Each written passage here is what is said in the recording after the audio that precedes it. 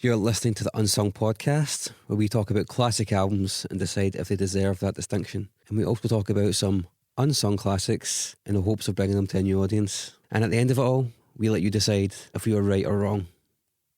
This is the Unsung Podcast.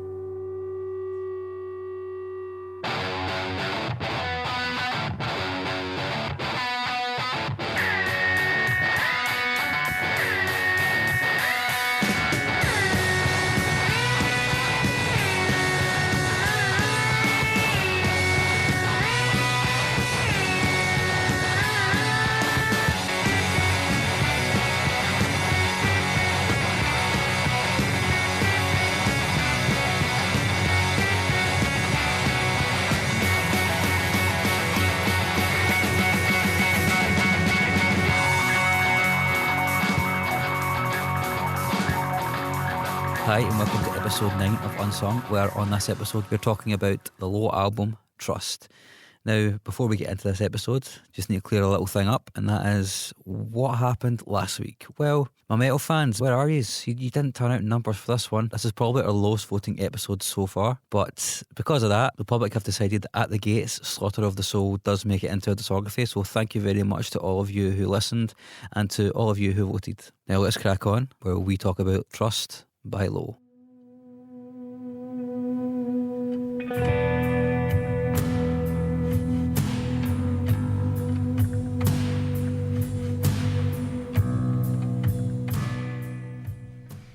Hi, I'm your host Mark Fraser, and I'm joined by two closeted racists. Closeted? I'm not a gay racist. To my right, I have the man that taught Ringo drums. It's Chris Cusack. To my left, Dave Weaver is dressed in a lovely red, white and blue motif, purely to try and curry favour on the south side of Glasgow, I think. That's me. Maybe Always it's on not the so lookout closeted. on the lookout for the Paraguayan nationalists. As Mark says, in those colours, maybe it's not as closeted as some might think. But that's divisive, so we wouldn't get into that. No, we don't talk about divisive stuff ever. So on this episode, we're talking about Trust by Low. Is that divisive? You're about to tell me, Chris. It's just right. I kind of get the feeling from the expressions that it's not that divisive, which is encouraging because I chose it. Yeah. So why? Why did I choose this? Yeah. Because this is a podcast about music, and you put me on the spot. And I was like, well, I want to try and be positive because I felt maybe recently I've been a wee bit down on a couple of things. So yeah, I was like, what's a record that maybe goes under most people's radar? The band do get some attention, but sometimes because I've got quite a big back catalogue, it's hard to know where to start, especially if you've heard about them and you're like, I'll check these guys out. And also, just to kind of cut to the chase, because their more recent output isn't as good as this kind of golden era they went through of maybe like 3 or 4 albums in a row. And so, you know, for the sake of people that have heard the name and are maybe wondering what's a good way to find out if I actually do like this band, this album for me is the epitome. Although maybe not the best access point, but we'll get to that. How did you find out about them? I found out about them through a friend who was a huge fan, and she switched me onto them, and I kind of had this stuff for a while, and I didn't really give it a listen until, coincidentally, the first time I ever took a flight, or the first time since I think I was about 6 weeks old that I took a flight. So the first time I can remember taking a flight, and I think I was just approaching the Pyrenees. I was on my own as well, you know, and I'd been pretty apprehensive about the whole thing, and it was a beautiful, clear, sunny day, and I was approaching the Pyrenees in, you know, winter, and started listening to this album, and boom, that was it. This album's not made for clear days. I listened to it in the car the other day, and it was just amazing at night. Just yeah, I mean, it's good for curb crawling as well. That's you do your thing. We talk about divisive, so it's quiet, so it tends not to give your position away, especially if you've got your headlights off. I have no idea what you're implying, son. That's a nice shot you're wearing. Thanks. I thought since everyone else is wearing plaid, I would avoid that. Yeah, that's a real danger. Weaver, did you like this record? I did like this record. Although, I don't know, it annoyed me a little bit after a while. Like, so I knew of Low, and I think, yeah, I've heard them in, you know, bits and bobs, but I've never got stuck into a record like this. And listening to this record, I then went back and sort of listened to a couple other records. One thing, I sort of just went online and like, why did Chris choose this record, over the others? Did you ask Google? I was like, why? I asked Jeeves, and he was like, "Oh, is that Chris guy still sticking around?" And I think what I got from a lot of people talking about Low as a band. I mean, Low are a band that basically is a sort of genre in themselves. You sound like Low. They're part of that slowcore movement, but Low sound like Low. And a lot of people just fall in love with the first Low album that they listen to. Like, I think that was what I was getting from a lot of people discussing Low records. And maybe I went into this record having heard bits of Low before, and I think I'd maybe heard like earlier stuff that wasn't as lush as this and wasn't as produced, and I was just like, oh, it's actually a lot clearer. I was just expecting something a bit more, I don't know. Do you remember which of the other albums you well, I went... They're quite different as they progress. Yeah, absolutely. I mean, I really liked... Did you go as far back as like Long Division or any of that kind of stuff? Dinosaur Act? Oh, that's the album prior to this one. So yeah, Dinosaur Act was like a track from the Albini record before. Things We Lost in the Fire. And I was like, yeah. He did 2 albums with him, and that was the second one. And it was that, up to a point, that was like the definitive song by Low, Dinosaur Act. It was the most recognisable. So, like, for me, this record, I don't know, everything about it, everything about it is beautiful. It's quiet and gentle and lovely. Not all of it. Overall, all of it. I haven't seen all of it either. No, but like, I don't know, it's very... Compared to Meshuggah, yeah. I mean, this is the standard I'm judging things from. But let David formulate his thoughts. What did you do? No, there was a lot of the melodies that they kept going back to were beautiful, and then I was like, oh, have I heard it before? And then the next track, because a lot of their tracks are just like one sort of thing, repeat, a repeated motif or whatever. Yeah. And I just don't think that they particularly stretched themselves throughout this record. And I mean, I know that's kind of their thing. They are slow in music, and they slowly sort of evolve as a band. They try not to do anything that they're not. They're a very subtle band. I think it's maybe a nicer way of putting what you're saying. I know what it is. They don't over elaborate within the context of one song. If something works for a song, they'll do it, and then they'll move on to another song. Yeah, that's fine. But I was feeling by the 6th or 7th track, I was like, oh, this is a lot like the second track, and like not just like because it's a quiet guitar song with nice vocals. It was like the actual the melody, that sort of vocal riff was I don't know. I just felt like they were using safe notes all the way through. Or maybe getting ahead of the game. Mark, what did you think? Were you new to this? Yeah, completely new to this. Okay. I really enjoyed it. Slowcore makes sense. Like, there's no...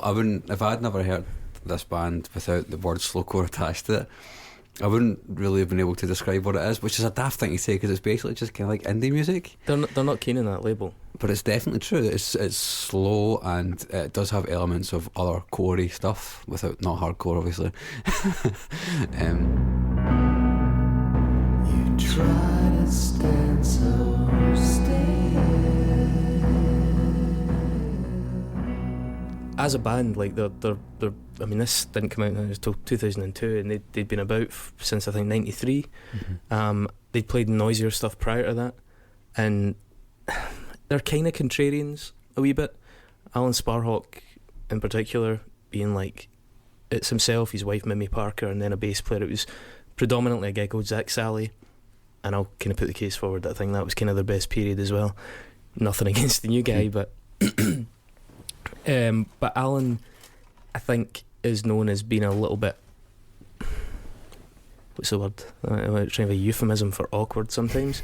So they got a reputation in their early days for going up and playing with bands that were from like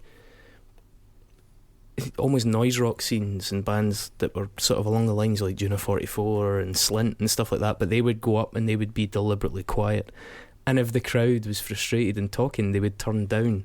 And that's part of this awkward reputation they developed, where they would challenge their audience by deliberately going the opposite way from other bands. And weirdly, through that, they did develop something of a sound which was incredibly understated, incredibly slow. Mimi just had, I think at one point originally she just had, it was either a floor tom or a snare and a ride cymbal, and she played with brushes, and you know they were playing with quite loud bands in that scene at the time. So yeah, they were always deliberately, almost awkwardly making you crane your neck to listen to what they were saying, kind of slow and quiet. I would say even more so earlier on. They got to this point, and slightly prior, when they started working with Albini, and it's Secret Name, I think it was the first album they did with him. When they started working with him, and then through Things We Lost in the Fire, they started to kind of get a little bit more electrified.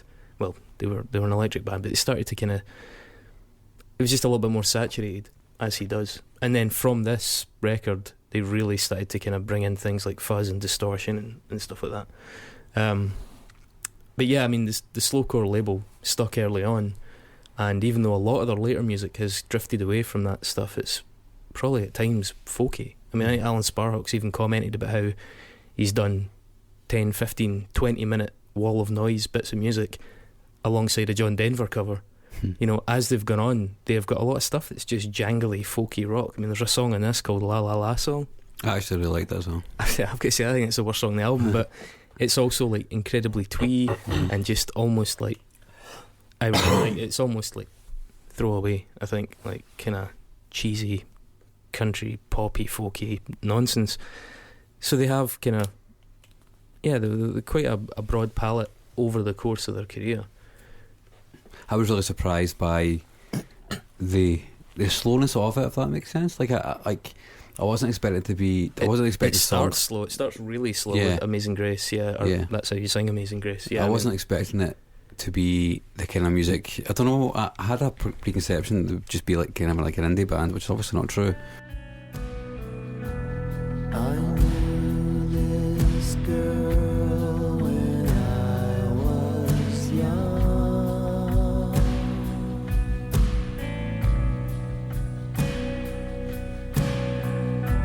She took her spikes from everyone. I really appreciate the ways that songs would, like, unlike Weaver, I really appreciated the way songs would like slowly evolve, and the album does itself. Are you saying Weaver like, does not slowly evolve? I mean, that is true. He's evolved very slowly in the time of. But I like, well, I can understand what Weaver means with this when he says that it was kind of frustrating. I can totally get that, but maybe it's a different mindset. When I was listening to it, I was like, you know what, I'm digging this. I'm digging they're taking the time.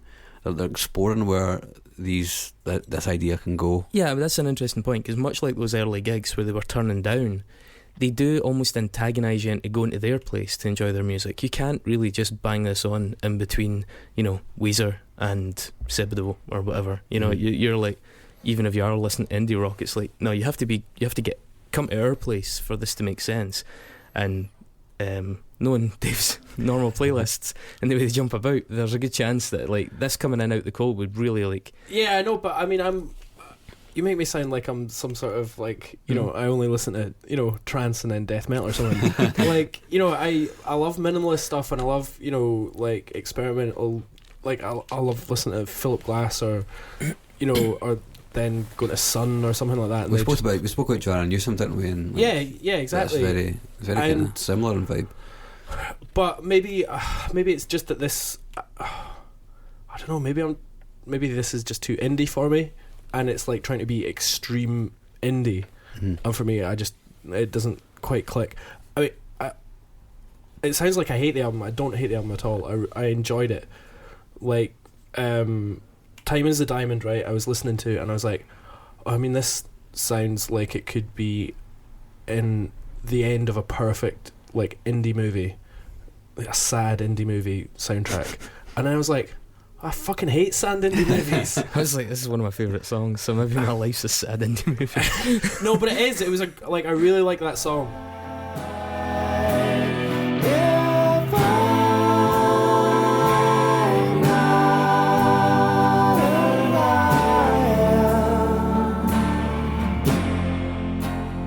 But that was the one that like that played, and then it was like, okay, that's like, if I was going to stick that onto the end of an indie movie, you know, that's how I'd want to try and make my audience feel. You do know, as much as well as being called slowcore, a lot of journalists call them sadcore. Well, yeah, I can definitely see that. But like after Time Is a Diamond, and then it was Tonight, and then it was The Lamb, and like I think it was at that point I was like, there's not enough diversity in their melodies or something, that I was just like, oh, they're going back to that really emotive thing. And yeah, that's a really powerful emotive thing that they're doing in that chorus, and I fucking love repetitive music, but it was more about just like, oh, it's that note again. That note. Or they're trying to emotionally, wangle me into feeling a certain way, and I'm like, oh, I don't know about that. It's interesting how different people take different things, because actually one of the features of this album for me was more that they sort of tried to get out of being pigeonholed a bit on it. So the track Canada, the second one, with the bass riff and a lot of fuzz, and Zach the bassist really coming to the fore, that became like a really popular song live, like for the band, and just it became again another really recognisable track by the band. It's as you say, a very simple motif, just punched through constantly all the way.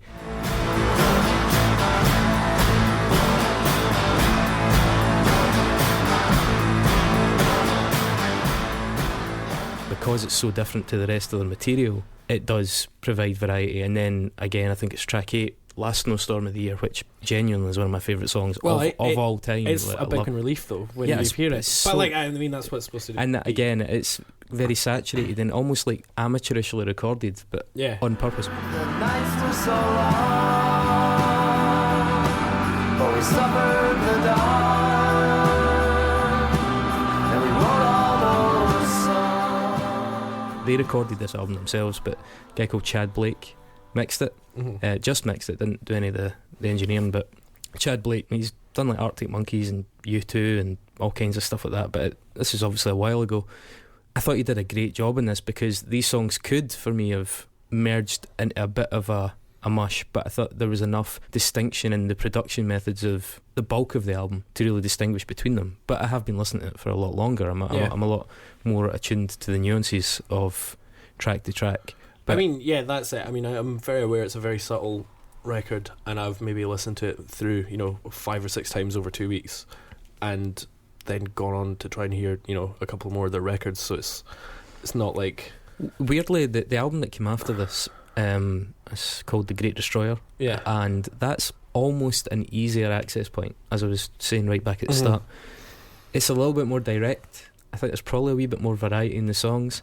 It's a really, really strong album, and actually when we were trying to consider doing a low album, I was kind of on the fence about that for a wee while, but I think this is an overall more powerful record, in that they're more insistent. It's more low because they're more insistent that you go and meet them on their terms, whereas Great Destroyer kind of came to you a wee bit. It was a little bit... You don't think though that if we're trying to find maybe a defining record of low, then maybe it's I Could Live in Hope or something like that, that's like sort of ties up their sound more? No, but first I don't think that's a particularly strong record in terms of... Well, funnily enough, that was my favourite one of the ones really? that I listened to. I don't think material in that's just nearly as strong. I don't think that's I liked how sort of stripped back it was, and I don't know.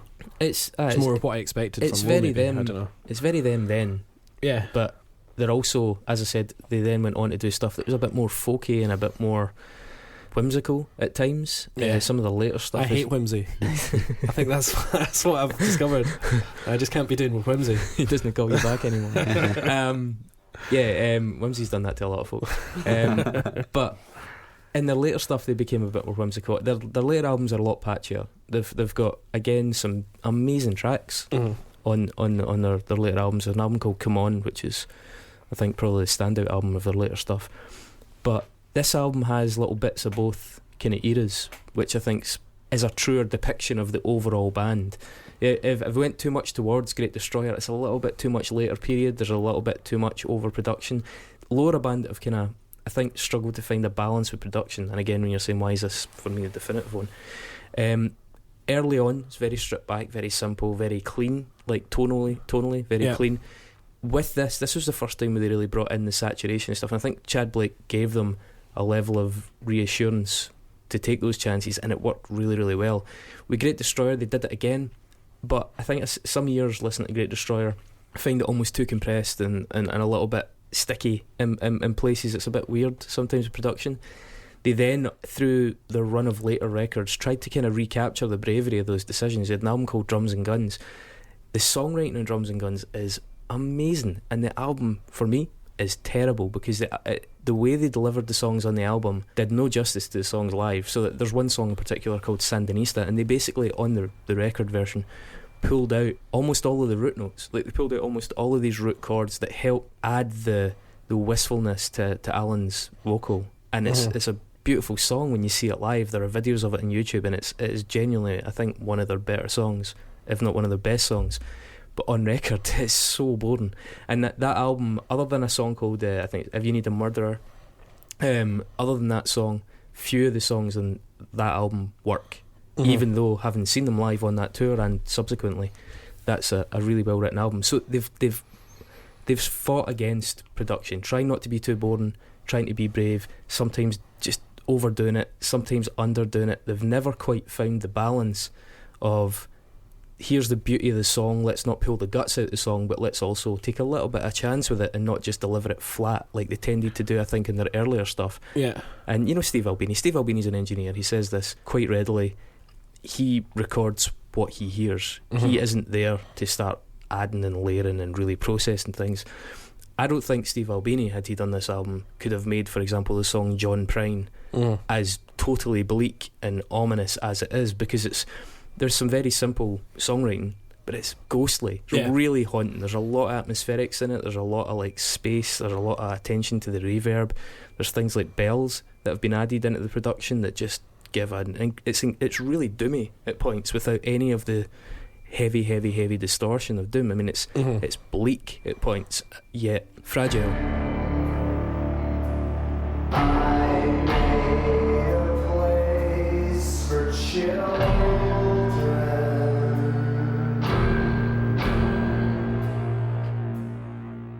So it's, for me, it captures so many ingredients, this band, and they have amazing stuff on other albums. The way you're talking kind of reminds me of the way we talked about Mogwai. Maybe, yeah. And trying to find that album that I have to say, defined them. Analogy-wise, The Great Destroyer is probably more analogous to Mr. Beast, because Mr. Beast was more produced and a little bit, more brief and succinct, and it's probably more analogous with this. This is a little bit rougher. This is that little bit edgier and a little bit raw in places. But it's another band that has multiple albums. A lot of fans that could get stuck into any album. A lot of them enjoy the first album they hear. Yeah, I think you're right. That's an interesting point. You're right. Probably most people I do know that like Low tend to favour, if not the album that they heard first, certainly the period they heard first, because they do have distinct periods of their career. And I think there's probably a few friends with Stephen Cosser, big audiophile, and he's probably screaming at this podcast right now because we're not talking about Secret Name, or even earlier. So yeah, there probably is an element of truth to that. But I do think the three albums that came in this period with Alan, Mimi and Zach, Things We Lost in the Fire, then Trust, then The Great Destroyer, for me that was their peak thus far anyway. And they have had some amazing music prior to that and some beautiful songs since, but they've not quite found that consistency and that balance between the songwriting and the way it comes across on the record. They're a terrific band live, like a really terrific band live, and they do make you go to them live as well, which is good. It's kind of challenging in a really inverted way. Curiously enough, being from Glasgow, I believe we still have the kind of dubious privilege of being the only city in which a fist fight has broken out in the crowd at a Low concert. At a Low concert. Excellent. They played at Oranmore, and it was a fantastic show. I think it was the Drums and Guns tour actually, and I was actually about 2 metres away from this. It was just two guys standing. I think the guy at the back was just standing too close to the guy in front, and the guy in front was like, hey mate, you want to back off? And I don't know what was happening here. I don't know if the guy behind them was like, I can't go back, and then the guy in front just took exception. They started fighting, and the band were just completely bemused. I mean, they've kind of got quite a dry sense of humour when it really comes to it. Low, their scene has been very pole-faced, but I don't know, some of the in jokes and some of the stuff, they've got a pretty dry sense of humour, kind of threaded through their work. But yeah, that was, I think even for them, that was pretty surreal. I think another problem they tend to have as well is playing in multiple venues. That they did a famous festival years ago. I'm trying to remember what one it was. they've done a lot of like ATPs and stuff like that, but they were booked at the same time as a metal band, and like nobody could hear anything that they were doing. And I saw them in a similar situation in Glasgow at the Classic Grand, when there was in a small venue downstairs. There was a metal band, and Low were playing upstairs, and the band were livid, livid, because you need to know what you're booking. You need to kind of pay attention to the fact that this band don't need double kick blast beats coming through underneath that kind of stuff. Yeah, but even then, that's kind of, I don't know, that suits them. The fact that they'll get annoyed by that sometimes ties into the lore of Low. It adds to the sense that sometimes when you watch Low, you feel like you're getting a row. Yeah. It's, the kind of religiosity of it is a part of that as well. I mean, the band that like Alan and Mimi are Mormons. I don't know if Zach Sally was a Mormon. I think he might have been. I think they talk about that. There's a pretty good tour documentary called Low in Europe, and they talk about that. But there's a quasi-religiosity to probably the bulk of their material, and sometimes a quite explicit one. Especially they did a Christmas album that was bizarrely one of their most widely known, I think, because one of the songs was, I think, Little Drummer Boy was in a Gap advert, which is always a massive eye roll. It's like my 3 all-time heroes: Henry Rollins, Low, and Everclear. Ruined. But yeah, I mean, they've got that religious vein through the majority of their stuff, like Lion and Lamb, The Lamb, Amazing Grace. I mean, any album you can pick out, usually half a dozen songs that either make a covert or overt reference to some sort of biblical reference. Yeah.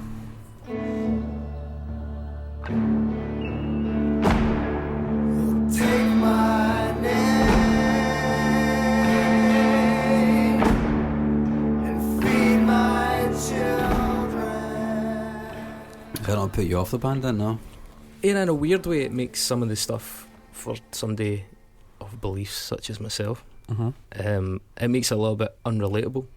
But I don't think I'm alone in that there's a certain kind of perverse mysticism in reading and learning and observing certain beliefs. I mean, I don't attach any... Yeah, it's always interesting. Yeah, I don't attach really any value to them. Yeah. But it is fascinating to see them sincerely relayed in a way that is meaningful on the part of the person that's relaying them. Yep. And much as the Norse gods or the gods of Rome are interesting, so are the current Judeo-Christian gods as well.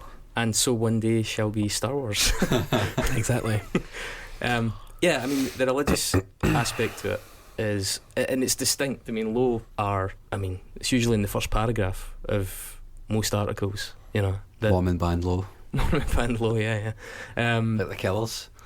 Aye, the two of them. Should go into it together, eh? That'd be good. Get paid transmit. Stick them on the main stage before Killers.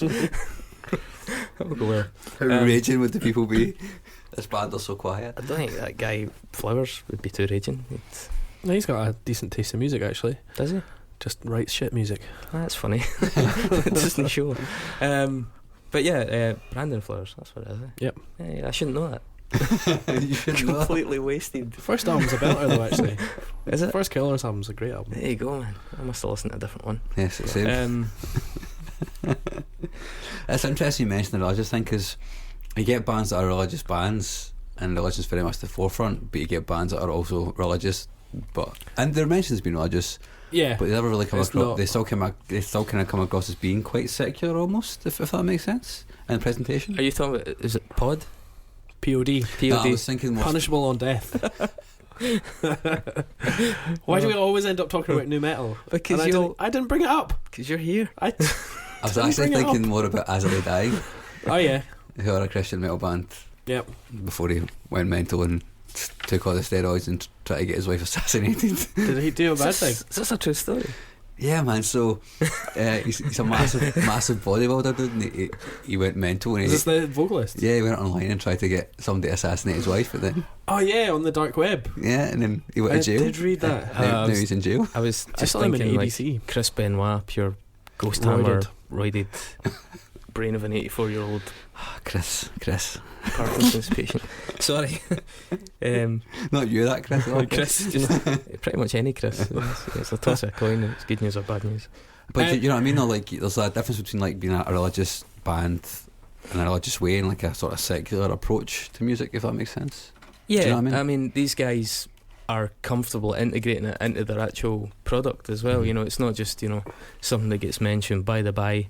You know, it's something that it actually plays a role within the music itself, because they also, you picked out Time Is a Diamond, which is quite a gospelly song for them, Yeah. and they have a lot of stuff that is quite gospelly, especially because of the harmonised vocal thing that Alan and Mimi have become very well known for, which is really, I think, really strong feature of their music anyway. And his kind of bluesy sensibilities, he's got a couple of solo projects and other stuff. He's got, I think, what is it, Retribution Gospel Choir is his side project. And that, I think, if you're playing that sort of music at a slow pace, you know, blues music slowly played tends to quite quickly become quite gospelly in its feel anyway. Yeah. And having a religious flavour to that, it seems like a logical combination anyway.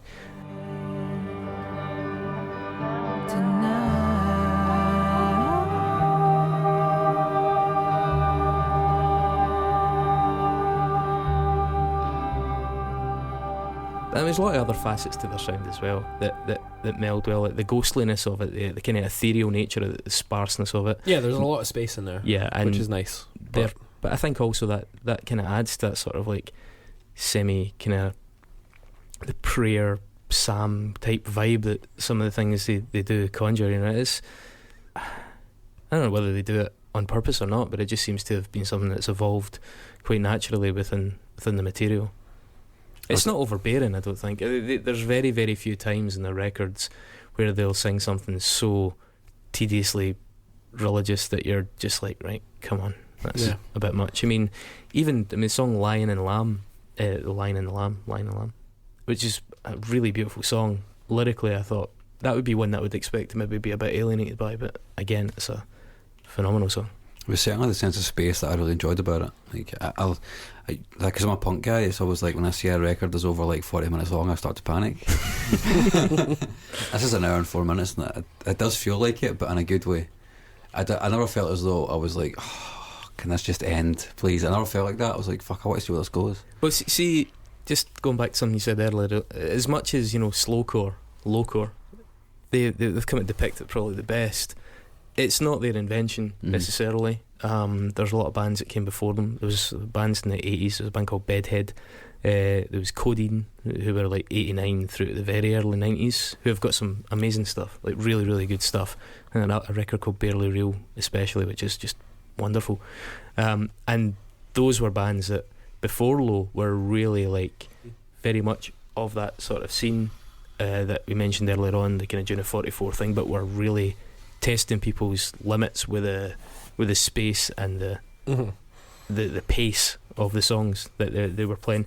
And there are other bands like American Music Club and Galaxy 500 they're another couple of bands from even earlier that are mentioned as being influences on Low as well, who I'm not overly familiar with, but I certainly, what Low took from them, I like what they've done with it.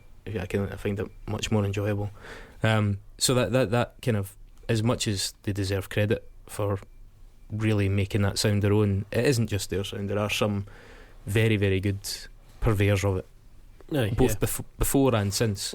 But yeah, certainly in that period around the early 90s especially. So do we think this goes into the discography then? Yeah, I mean, for me it's a total no-brainer. There's too many amazing songs in it. I mean, I think like Amazing Grace, Time Is a Diamond, Canada, John Prine, Last Snowstorm of the Year, Point of Disgust, by the way, did you guys, the one where Mimi's singing along the piano? Yeah, it's really so nice. fragile, so beautiful, that song.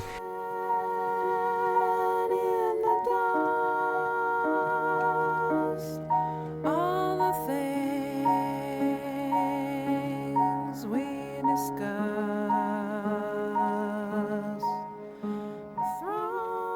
That, I mean, those songs are, to have all those songs on the one record, as good as some of those other scattered material is, and as good as Great Destroyer and Things We Lost in the Fire are, for me there's nothing else that quite has that sort of like lineup in the one place, and is produced as well as it is. I think Chad Blake's a lot to do with how this band sort of blossomed on this record, and I hope they get to this sort of level again. They've not in a while, but they seem like they have the potential to. They're still going strong, even with a slightly tweaked lineup. I'm going to use a very weird analogy, Well, it made me feel the same way as when I went to watch Blade Runner 2049. And I don't know why. I went to see it on my own, and I like really fucking love first Blade Runner. Went to see this, and I heard good things about it, and it was beautiful. Objectively, it was an exceptionally made film. The cinematography is incredible, and it kind of did everything that I wanted it to do. You know, it didn't sort of play up on, you know, genre tropes and stuff like that. But when I left, I just felt really sad and kind of empty, and I don't know why. It just didn't emotionally fulfill me somehow, or I was just like, that was a good film, but I don't know if I loved it. I have a weird feeling. I honestly have a weird feeling, and knowing you well, I think in a few years' time, for whatever reason, this album's going to be nagging in the back of your mind. Yeah, I mean, right now, and I'm very happy that a low record goes in. I don't know if this is the low record, and I can't say if it is because I don't know enough about them. I enjoyed a couple other low records that I was listening to through this. I can see why this one means a lot to a lot of people. I'm happy if it goes in. I'm happy if somebody... If we end up talking about a different low record, then that would be great as well. I think as well, this album kind of gave them a little bit of a break. They did the Radiohead tour after this album, which I think to date is still their kind of high watermark in terms of, you know, public reach. They've never quite broken through. He's, like Sparhawk said, that they're blatantly just not a major label band. But this also, I think, even just in terms of numbers, I think represents a point in their career where they were really reaching a far bigger audience. Yeah. Well, I think we're maybe decided that it should go in then, I suppose. I'm stoked, which is not something you can often say after listening to a low album. But it's not up to us, is it? But it's not up to us, it's up to you guys to go on our Facebook page and vote and prove us right or wrong. I don't care what you say, it'll always be in Chris's always be in my discography. personal discography, and Alan Sparhawk taught me I can be as disagreeable as I want. And quiet about it. Yeah, I can still pull faces, you just can't appreciate that right now. Exactly. But yeah, go and vote on our Facebook page, and if you've got a second, give us a rating and review on iTunes, because that means iTunes pay attention to us, which is good. Also, what's coming up next week? We're going to stick with soft, understated, and go with The Downward Spiral by Nine Inch Nails, I believe. It's a good choice, yeah. Gentlemen, thank you very much.